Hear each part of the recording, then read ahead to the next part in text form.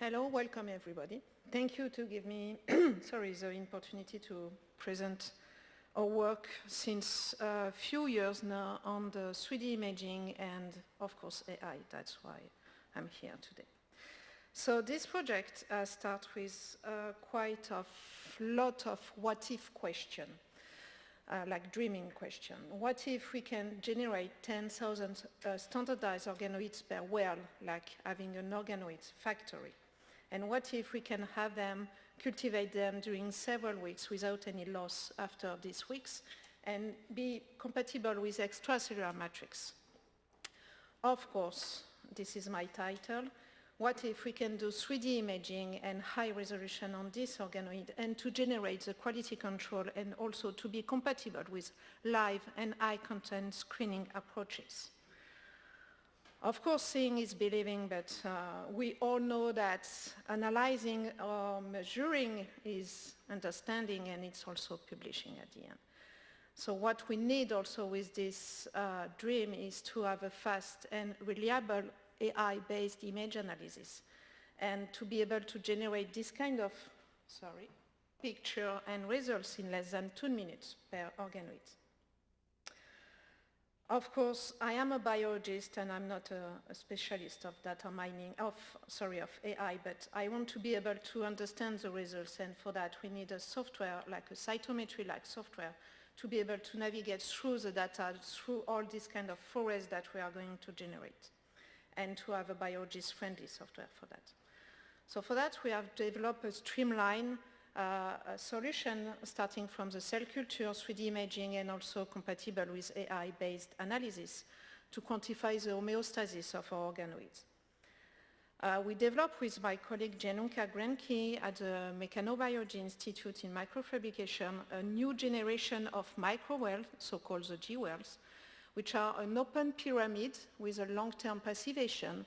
And this open pyramid have a smaller top than the bottom, and it will act like a trap for the cells, meaning that you can dispense your cells on the top, the gravity will act, and so your cells are going to fall inside the vicinity of each pyramid, and then the cells have no other solution to adhere all together because there is a complete passivation on the surface, and then the ball of cells that will be generated, let's call that a spheroid first, will be bigger than the top upper tube, and it will be trapped. It's a peer effect or peer bottle effect that some people may know.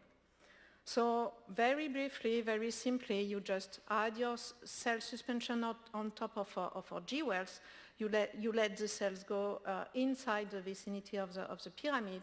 You wait few hours, they are going to aggregate. Then you can cultivate them during a few weeks, and you can change the medium, you can add your extracellular matrix on top of that, and all your organoids, spheroid, will stay in place. Of course, this is a microfabrication device, so it's an array of G-wells, so meaning that here we have thousands of G-wells per centimeter square. To give you an idea, it's like you miniaturize one P96 well plate in one well of a P96 well plate. More than 100 organoids per well of a P96 well plate. And all of this is compatible, and we develop an automated quality control to be able to assess, for example, the number of initial cells that we can put inside each little G-wells, and also to be able to do, the follow-up of organoid growth. That will be fancy. Anyway. As a cherry on the cake, I will say, we try also to address the problem of live imaging in 3D. And for that, we have developed, together with my colleague in Bordeaux, is it coming? Well, Bordeaux, whoa, gosh. Sorry, Bordeaux doesn't want to join today, sorry. Let me start again. It was here. Hopefully it's not a problem of video. Yeah, let's start again.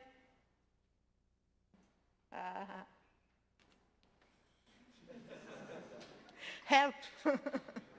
I'm very sorry. I think maybe the video are too big. If the videos too big, maybe it won't be able to reproduce.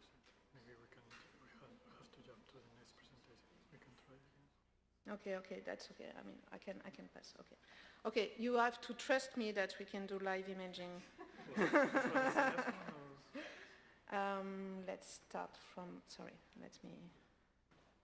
Anyway, I'm still on board during the full week. So if you want to see the live imaging system, just to give you a flavor that we were able to do live imaging, so SPIM imaging using the fact that our pyramids are at 45 degrees and we can scan a laser on this 45 degree, which is a micro mirror, and we can generate a SPIM illumination through the organoid, and doing that we can do long-term live imaging system.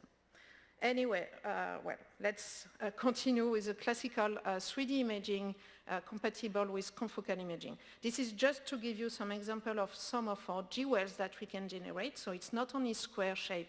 We can have also some rectangular shape or some more fancy shape, like a round hemispheric one, or like a Y shape.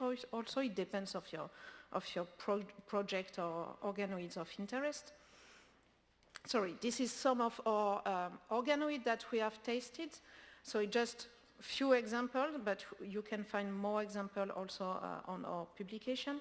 So this is a hepatoorganoid derived from primary rat hepatocyte, and we can see here the canaliculi formation in 3D that has been automatically reconstructed using a classical algorithm for now. It's not AI yet, wait for that. Also here on the neuroectoderm organoid, derived from stem cells, and we can see that we can form this kind of rosette structure inside each organoid, and we can follow them during a few weeks. And all this kind of these two examples of organoid has been made using extracellular matrix that are being able to go inside the open space of the pyramid. So we can generate a lot of images. We can generate quite beautiful video, or not. Maybe not today. Okay, that's quite annoying, but anyway. That's really great. Anyway, so we have a very huge data set of video in 3D. You have, once again, to trust me on that. Oh gosh, that will be difficult. Because of course I have video in each slide. Let's see how it goes. Yeah, maybe. Yeah, this is what I will, yeah, I think this is what I will try, sorry. I'm very sorry about that. Can I have it without the presenting mode? Yeah, thank you.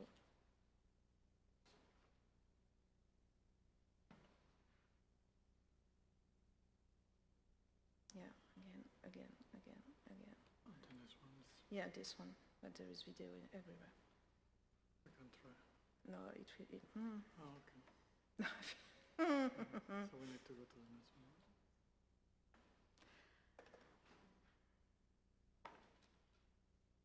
So 3D imaging, it seems to be a little bit too big for this computer.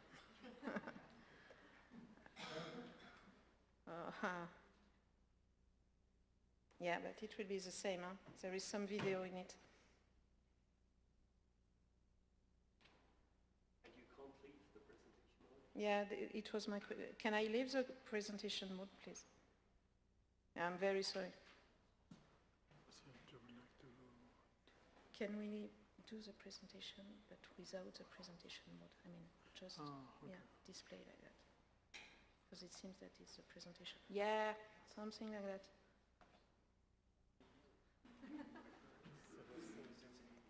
That will be challenging for me, but anyway, okay.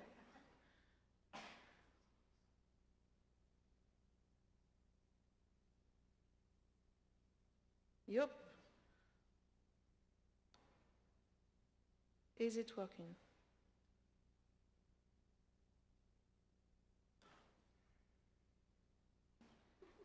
Maybe not. Okay. That will be impossible, but yeah, okay. Okay, I'm very sorry. I didn't expect such a problem, actually. That's the first time. Anyway, I will skip the video and I will jump directly to the results, if I have some only. I have some results, trust me. Actually, I have plenty of results, but okay. Okay, so what we can do is that we can segment the organoids, of course. That will be. We can segment also the single cells, but also we can segment, I think there is no video here. Yes, no video here, great. What we can do also, and this is something that is very important for us, is to be able to automatically segment the multicellular pattern that occur inside your organoid. It's not only to have the global shape of your organoid or the position of your single cells inside your organoid. It's also to be able to automatically detect this kind of rosette structure. So this is a neuroectoderm rosette structure, neuroectoderm organoids. And what we have developed using AI is to be able to automatically segment this kind of streak that can occur inside the organoid, and we can do it in 3D. And we can do it because we have this kind of huge amount of batch of images that have been generated automatically on our organoid using the 3D imaging system. So what we can do also more classically, as I said, is to have the whole organoid descriptor, so we can size sorting our organoid, which is quite classical, but we can do also some shape classification here. For example, we generate two kind of shape of organoid, like O-shape organoid versus a B-shape of organoids. And so we, using AI, we were able to automatically separate these two classes of organoids. Oh gosh, there is a video. That's working, yes, great. Woohoo, here we can do it. So now we put all together, and I really am very sorry about the first video that shows the segmentation of the nuclei, because we've got also the 3D segmentation of each nuclei of our organoids. And we can put together this with the segmentation of the cells, and together with, all the pipeline, we generate this, we develop this organoprofiler software that allow you to navigate through all these levels of analysis, and also to do all your data mining, meaning also to have some gating on your organoids, on your results, and to have the feedback on your images and on your segmentation. So we are going to apply that, and actually this is what we are doing this week in a biomedical application domain for pathology and drug screening. And so together, in collaboration with the CEA and the drug screening platform at the CEA, oh, there is a video and it's working also. Yes, two. We are doing the proof of concept experiment that our system is working also in a real multi-well plate and real ends of a screening platform, and it's not only on our hands as a more fundamental biologist, even if I'm not a fundamental biologist, actually. And what they did in Grenoble, actually, they clearly proved that our system, our GWELs, our micro-device structure, are very suitable for the classical image analysis, classical imaging system like the IncuSight one, and they can automatically detect the shape of the organoid and to do the follow-up and to follow the maturation of our organoids. And so this is without any needs of very advanced 3D imaging system. And also they can do, of course, the drug response and to follow the spheroid size in response to some component of interest, and also to follow the apparition of dead cells.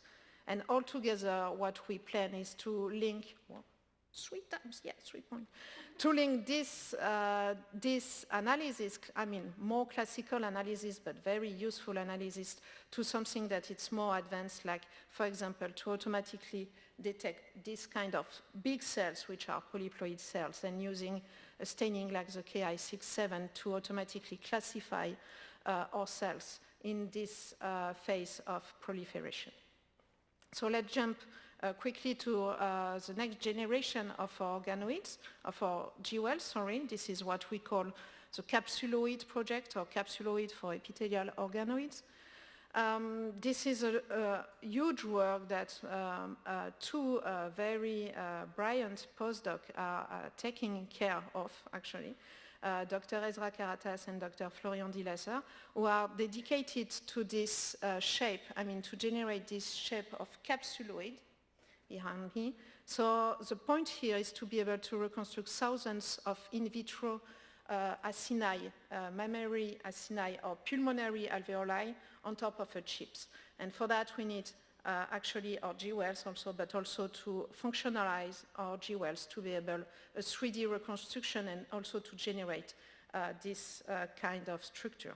And this structure, for me, this alveoli or acini shares the same structure, basic structure, I would say, which is an open bag. It's not a flat monolayer. It's clearly a curved open bag layer of cells, and it's not neither a ball of cells where you have your apical pole which are inside your organoid, which is not the true as we talk about epithelium. The epithelium should be, the apical pole, should be at the external face of your organoid and not inside your organoid. So for that, it's just preliminary data on that, and also because I do not have so much time to talk about the results on that. But what we managed to do is a G-well biofunctionalization of our microniche on top of a porous membrane, and we were able to generate and to seed the cells, and here mammary epithelial cells, on top of our G-wells also, and to do a 3D reconstruction of this capsuloid. We were also able to generate it in a high throughput manner because we still have the same number, so it's to generate an array on individual acini on a chip. So that's more or less the end for this part. Just two very quickly things in another application. So this is our main focus right now in terms of biomedical application, and to be able to decipher the effect of modification of the microenvironment in a context of pathology using all our data extraction suite, even if you didn't see everything. But I just want to take 2 minutes more to talk about another application, which is a space biology application. And here is to be able to decipher the microgravity effect on human tissue homeostasis, and to take the advantage of our G-wells that are clearly made actually for microgravity, because you have no loss. Even if you remove the gravity, the organoids will stay in place, and they are not going to float on board of the ISS everywhere, and they are going to stay close to the cover slip, and you can analyze it. And actually, we miniaturize it, and I guess SpaceX will be very happy to have a smaller payload to launch to the ISS. And actually, we did our first proof of concept experiments because we bring on board 100,000 organoids on board of a first parabolic flight in Zurich. And the point here was to prove that it works, meaning that we have no loss after 15 parabola, which is 50 times you have to do high G, 2.5 G, then 0 G, then 2.5 G again, 50 times. Good luck. And it works actually. We were able to retrieve all our thousands organoids after the flight, and to be able to do 3D imaging on that, and to train our organoids to be an organoidonaut. Sorry for that. And now we have, well, more than thousands of organoids that has been acquired in 3D, and that follows the AI pipeline, and we are still deciphering the effect, but it seems that clearly we have a signature due to the parabolic flight. Stay tuned for the next publication, I guess. And for all of that, thank you all, and the last video is working also. So that's great, and I'm really sorry for the problem regarding the video. And well, I guess I'm happy to take some questions if you have some. Thank you so much. We have time. We have time for one question. Can you?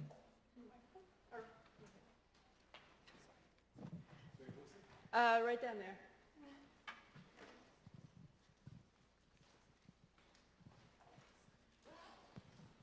Very wonderful work. Maybe you can clarify a little bit. Those organoids are loaded in media or in gel, and also I don't quite understand why that 45-degree mirror kind of thing will enhance the resolution of the image a lot? Yeah, thank you for the question and sorry for the video because probably it has been more clear if I have the video. But here you can see the cells completely in liquid and then you can remove the liquid and add your matrigel or extracellular matrix on top of your cells as you prefer. But at the beginning you need to be in liquid, otherwise the cells are not going to be able to enter your GOM. Second question, sorry, can you repeat the second question? It was? The 45 degrees, sorry. Yeah, the 45 degree, it was actually for the micro mirror, because if you are at 45 degree, you can scan your laser on top of your 45 degree coming from your objective, and you will generate at 90 degree a layer of light, which is a light sheet microscopy if you do like that. Meaning that if you are in light sheet microscopy, that's the best scenario to not kill your cells if you want to do a complete 3D stack. So that's why we need to have the 45 degree. But it's not mandatory if you don't need the SOSPIM imaging. Good. Thank you.